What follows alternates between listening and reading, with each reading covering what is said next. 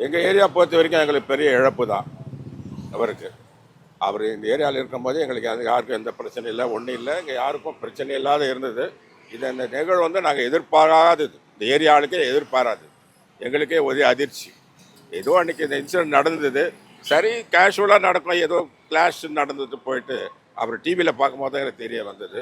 அவர் நிறைய உதவி பண்ணியிருக்காரு எல்லாருக்கும், ஏழைகளுக்கு, அவங்களுக்கு, சினிமாக்களுக்கு எல்லாருக்கும் உதவி பண்ணியிருக்காரு.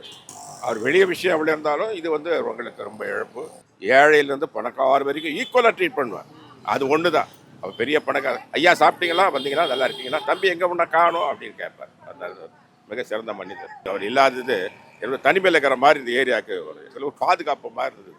அவர் விஷயம் வேறு இருந்தால் கூட எங்களுக்கு ஒரு சப்போர்ட் இந்த மாதிரி இருந்தார். எல்லோரும் படிக்க வச்சாருங்க.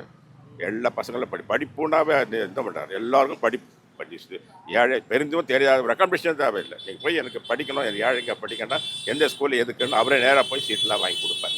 நிறைய பேர் லா காலேஜ் படிக்க வச்சார். பட் கூப்பிட்டு சொல்வார், நீ படித்து முடிச்சுட்டா அந்த பெரிய ஆள் ஆகலான்னு.